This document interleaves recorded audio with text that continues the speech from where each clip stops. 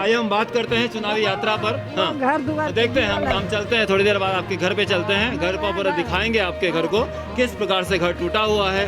टूटे हुए घर के साथ लोग जीवन व्यापन करने के लिए मजबूर है, लेकिन उनके दुखों की तरफ देखने वाला, उनके तरफ उन्हें तसल्ली देने वाला कोई नहीं है। आइए हम कुछ और लोगों से बात करते हैं। वार्ड क्रमांक 14 में है, मोहनपुर पंचायत में है। भाई साहब क्या नाम है आपका? ऋतिक कुमार।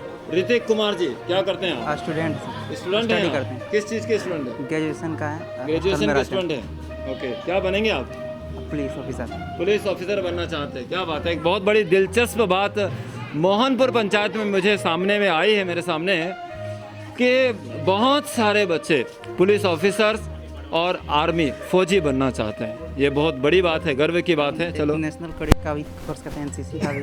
अच्छा, वो भी कर रहे हैं। हाँ। अच्छा, चुनावी यात्राएं चल रही है, क्या कहेंगे आप? चुनावी यात्रा गए, चुनावी यात्रा हम कुछ नहीं बोल सकते सर। हम तो बेरोजगारी और बिहार में तो बोल सकते बेरोजगार हैं। हैं। हाँ, बेरोजगारी को हम ये बोल सकते हैं, स्टूडेंट है ना सर, तो चुनावी माहौल में ये हम नहीं कुछ बोल सकेंगे। अच्छा। ऐसे भी चुनाव के माहौल में बोल सकते हैं कि अगर चुनावी होगा तो मतलब कोई अच्छा कोई नेता जो जीते जो ईमानदारी से काम करे। नीतीश कुमार जी जो मुख्यमंत्री है बिहार के मुख्यमंत्री हाँ, नीतीश कुमार जी क्या कुछ कर रहे हैं बेरोजगारों के लिए? देखिए, नीतीश कुमार तो कर रहे हैं सब चीज़ ठीक, लेकिन हम लोग के यहाँ कुछ पहुँच ही नहीं पाते। सरकार दे रही है लेकिन हम लोग के यहाँ पहुँच नहीं पाते हैं। यही जिम्मेदार प्रॉब्लम कौन है। है? जिम्मेवार है जो उसके पीछे आगे पीछे जो काम करते हैं, वो उसके अथी लोग भी काम करते हैं। अच्छा। वो लोग है जिम्मेवार। और नीतीश वो कुमार तो वो जिम्मेदार। सरकार का काम तो वो दे देते हैं, हाँ। लेकिन हम लोग के यहाँ पहुँच नहीं पाते वो व्यवस्था। अच्छा, पूरा वो सिस्टम ही पहुंच नहीं खराब पा है। रही है। सिस्टम खराब है, कहीं ना कहीं सिस्टम खराब है।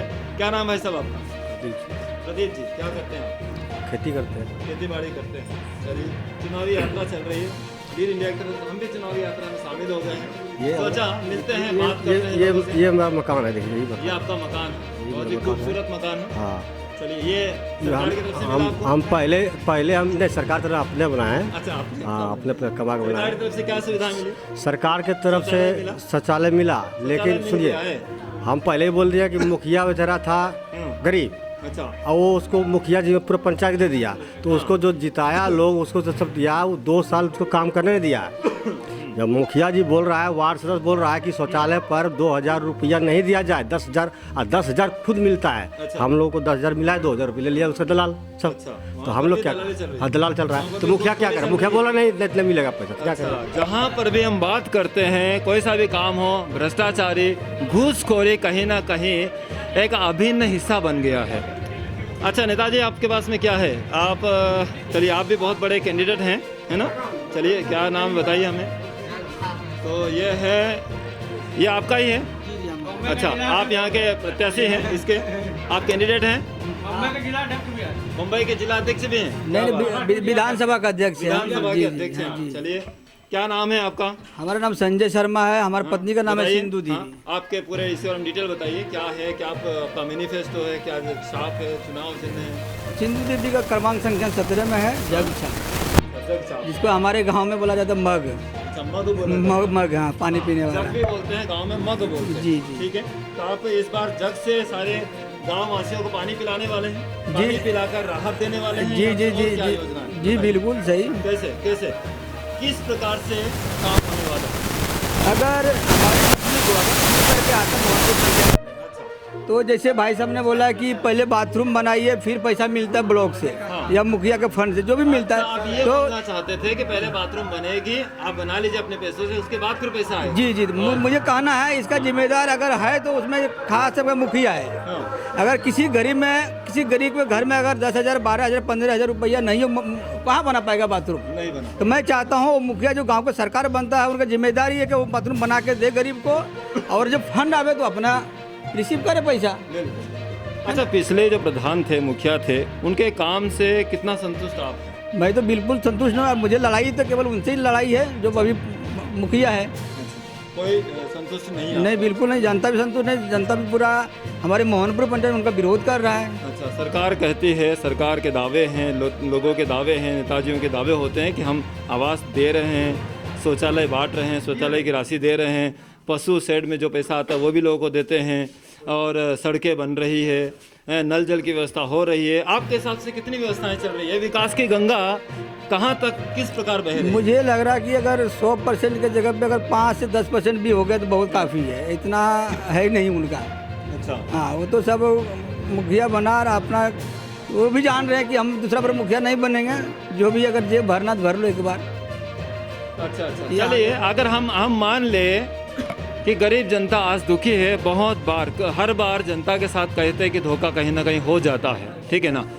इस बार मान लीजिए कि आप इस बार चुनाव जीत जाते हैं, क्या है मैनिफेस्टो?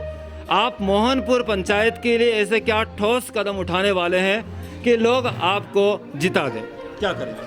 सबसे पहले जो हमारे बाथरूम के बारे में बात हुआ था, शौचालय के लिए, जैसे अभी डोर टू डोर शौचालय होना चाहिए। अगर डोर टू डोर नहीं हो रहा है, मुखिया का जिम्मेदारी है। अगर हमारा पत्नी सिंधु देवी अगर चुन के आती है ग्राम पंचायत राज मोहनपुर से मुखिया पद का, तो पहले हमारा रहेगा कि कम से कम हर वार्ड में जनसंख्या के हिसाब से 1 से 2 सार्वजनिक शौचालय होना चाहिए, जो कि कम से कम उसका अंदर 5 से 6 रूम सार्वजनिक रहेगा, एक चौक मतलब नदी के किनारे। अच्छा जी। ठीक है। और उससे क्या हमारा जो अपना ये मतलब जैसे अपना देश के प्रधानमंत्री आदरणीय श्री नरेंद्र मोदी ने कहा है कि स्वच्छ भारत अभियान, तो उसमें हमारा देश भी और हमारा राज्य और अपना पंचायत भी स्वच्छ हो जाएंगे। अच्छा अच्छा, वो आप चाहते हैं कि इस प्रकार का विकास हो। स्वास्थ्य के विकास के बारे में क्या कहेंगे? किस प्रकार स्वास्थ्य की आपके पंचायत की स्थिति है? स्वास्थ्य का हिसाब से बिल्कुल नहीं है यहाँ। स्वास्थ्य केंद्र है ही ना, स्वास्थ्य के बारे में कुछ नहीं? कुछ ना है अच्छा, तो यहाँ सब जो है दूसरे ये पूछे। बोलिए। स्वास्थ्य के विषय में 0 पॉइंट है यहाँ पे अभी भी। यहाँ कुछ भी नहीं है। यहाँ पे जल नल योजना का 7 निश्चय योजना का जब बात हुई थी, जो नीतीश कुमार जी ने बोले थे, अभी यहाँ पे लगा हुआ है, कहीं देखे हैं आप?